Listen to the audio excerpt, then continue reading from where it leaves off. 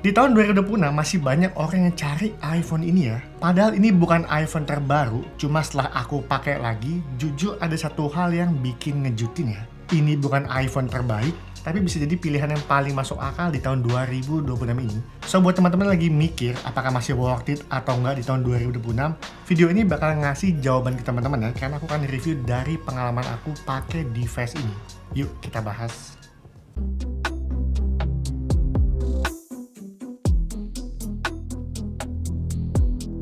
Yang pertama iPhone 15 Pro dan 15 Pro Max umurnya tuh kurang lebih udah 2,5 tahun jalan 3 tahun. Dan gimana value-nya sekarang? Apakah masih worth it? Kita akan mulai dulu dari hal yang paling banyak ditanyain dari segi performance-nya. Jujur buat pemakai di tahun 2026, karena di sini aku juga balik lagi pakai iPhone 15 Pro Max dan iPhone Air. iPhone 17 Pro Max aku kasih ke bini. Dan iPhone ini aku pakai buat kerja harian aku guys. Ngomongin untuk balas-balas chat segala macam, Instagram, edit foto, main di CapCut. Itu masih kencang banget ya. Buka banyak aplikasi, switching cepat, hampir nggak ada nge-lag. Dan buat main games juga dengan dukungan A17 Pro itu masih kuat banget buat main game berat ya guys. Tapi yang perlu kamu ketahui, ngomongin buat games di tahun 2026 ini, itu makin update, grafisnya makin agresif lagi ya. Jadi mungkin di sini butuh sedikit penyesuaian ya. Ngomongin buat settingan high, ini itu masih bisa banget ya guys. Cuman kadang perlu kita turunin sedikit biar buat ngejaga stabilitas dan suhu. Karena yang paling kerasa itu bukan masalah kuat atau nggak kuatnya. Secara general iPhone ini benar-benar kenceng banget buat main games berat. Tapi baik lagi ngomongin buat thermal suhunya, ini tuh agak kurang bagus ya guys. Jadi kalau kita udah pakai lama buat main games, biasanya tuh iPhone cepet panas, dan kalau udah panas balik lagi ya, performa main gamenya bakalan turun drastis ya guys. Dan ini merupakan satu hal yang cukup ngeganggu banget. Setelah iPhone ini tuh gampang banget panas.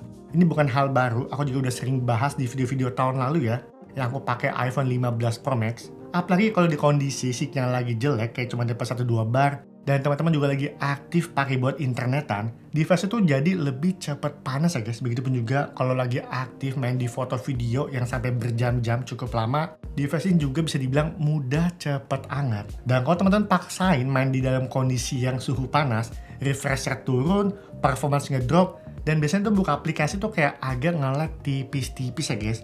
Paling itu aja yang ngomong dari segi performance-nya aku rasain, cuma secara overall, kalau device-nya lagi adem-adem aja, karena ini balik lagi sesuai dengan pemakaian kita ya guys. Karena aku pakai juga agak banyak aplikasi yang digunakan.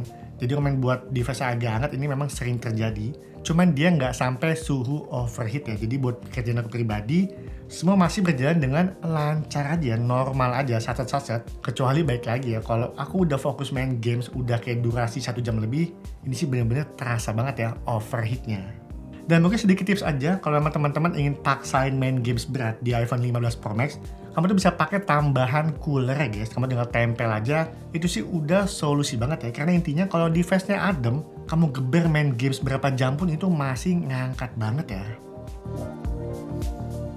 Yang kedua ada di bagian baterai, ini paling realistis aja ya, dipakai di tahun 2026. Dan banyak dari teman-teman pasti belinya tuh ya mau nggak mau beli unit bekas ya, karena barunya itu udah nggak ada. Dan biasanya kalau unit bekas tergantung di posisi baterai health kalian. Nah kalau aku pribadi, ini aku beli bekas minggu lalu, itu posisi di baterai health 88%. Dan jujur, kalau berpemakaian harian ya guys, aku tuh ngecharge pasti dapat 2 kali ya. Jarang banget ya aku ngecharge 1 kali. Misalnya, biasanya tuh aku mulai aktif pakai ini handphone tuh di jam 11 siang, jam buat aku kerja. Dan biasanya tuh di sore-sore hari, jam 5 atau jam 6, itu tuh udah ngecharge lagi ya guys.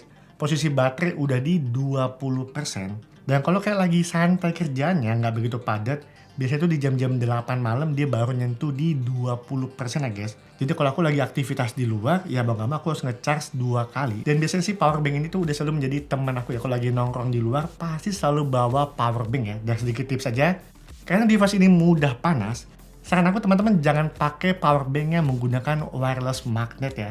Yang ada malah bikin iPhone-nya makin cepet panas lagi. Saran aku kamu bisa pakai powerbank seperti yang aku pakai saat ini ya. Pakai yang menggunakan kabel ya guys. Karena dengan begini suhu panasnya tuh nggak akan cepet naik dan tetap terjaga ya. By the way, di sini aku pakai powerbank dari brand Adam Element yang Vionta L series. Di sini aku sering pakai itu yang 10.000 mAh ya. Baterai udah solid state, jadi lebih aman, nggak mudah kebakar, dan tegangan jauh lebih stabil ya. Ini penting banget ya guys. Karena banyak powerbank di luar sana tegangannya itu nggak stabil ya, naik turun, yang ada malah bikin iPhone kalian cepat rusak lagi. Nah, buat yang mau beli, linknya ada di kolom deskripsi. Jadi baik lagi ngomongin buat baterai ini, sebenarnya sih ini termasuk kategori baterai yang cukup tangguh banget ya guys. Dan baik lagi ini juga disesuaikan sama kebutuhan teman-teman, karena teman pribadi itu pakai device yang sama, baterainya 85%. Dia tuh ngecas sehari dapat 1 kali ya. Jadi baik lagi ya, sesuai dengan pemakaian teman-teman aja nih. Seberapa aktif kalian pakai device-nya, buat main game kah, buat entertain, produktivitas. Kalau aku rasa teman-teman pakai cuma buat kayak sosmed aja, daily use biasa, produktivitas, itu sehari sekali bisa tembus ya. Cuma baik lagi, tergantung kapasitas baterai health kalian. Selanjutnya ada di bagian displaynya. Ini merupakan salah satu yang paling bikin nyaman juga guys pakai iPhone 15 Pro Max di tahun 2026.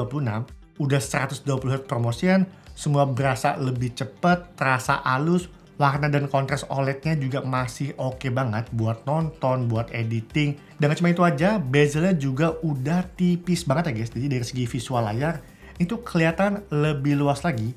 Teman-teman pakai buat nonton landscape juga masih oke, buat vertikal juga nyaman banget ya guys. Tapi buat kalian lagi cari bekasnya, teman-teman harus perhatiin juga di bagian displaynya ya. Jangan sampai ada burn-in, karena biasanya device ini kan mudah panas. Kalau orang sebelumnya aktif buat geber main game di suhu yang panas terus, biasanya pinggiran layarnya, itu tuh warnanya tuh jadi kayak agak suka ada warna pink-pink tipis-tipis ya. Entah biasanya warna pink atau warna kayak agak kekuning-kuningan. Nah biasanya kalau kayak gitu, teman-teman hindari aja ya.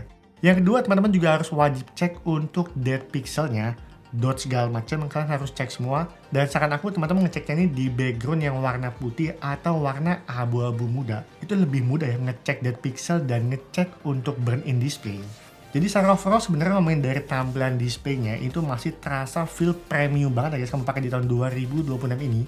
Layar juga sangat terang, speaker built-in juga udah bagus banget buat entertain, streaming segala macam. Ini sih masih the best banget ya. Selanjutnya ngomongin untuk bagian kameranya. Kalau ngomongin buat kamera itu bener-bener masih sangat powerful banget ya. Mau dipakai buat kebutuhan konten creator pun juga masih sanggup. Karena aku udah semingguan terakhir pakai. Ini semua footage atau B-roll itu diambil di kamera iPhone 15 Pro Max ini. Dan detailnya ini masih sangat bagus banget ya. Dan image range juga masih oke. Skin tone juga masih bagus banget buat main foto, buat main video. Warna konsisten. Ya ciri khasnya Apple banget ya. Jadi sebenarnya kalau ngomongin buat kamera, jujur itu nggak perlu banyak dibahas ya. Karena ngomongin buat kamera iPhone 15 Pro Max di tahun 2026 ini, dengan semua fitur-fiturnya, 5 kali optical zoom, ultra wide, lensa wide yang up to 44 megapiksel, ini sih udah jauh dari cukup ya guys. Mau teman-teman pakai buat kerja berat oke, buat kebutuhan ringan, main-main di vlog juga masih aman banget. Yang terakhir ada di harganya. Awal tuh dijual sekitar 20 jutaan. Sekarang tuh bekasnya udah di 13 sampai 14 jutaan ya. Aku pribadi beli unit ini tuh di harga 13 juta. Ini aku beli tuh unit Inter, tapi ini lengkap dengan surat bayar pajaknya. Nah ini penting ya. Kalau kalian beli iPhone Inter, nggak dikasih surat bayar pajak, teman-teman jangan mau beli ya. Udah yang paling aman itu kalian beli unit Inter kalau ada surat bayar pajaknya. Dan menurut aku ya, harga 13 sampai 14 juta range iPhone 15 Pro Max itu tuh masih worth it banget ya guys. Karena kalau kalian bandinginnya dengan 14 Pro, memang udah turun jauh banget ya. 14 Pro start 10 sampai 11 juta, versi Pro Max-nya start 11 sampai 12 juta. Teman-teman juga udah dapet ya harga bekasnya. Kelihatan lebih murah, tapi menurut aku itu justru kurang worth it ya. Kenapa?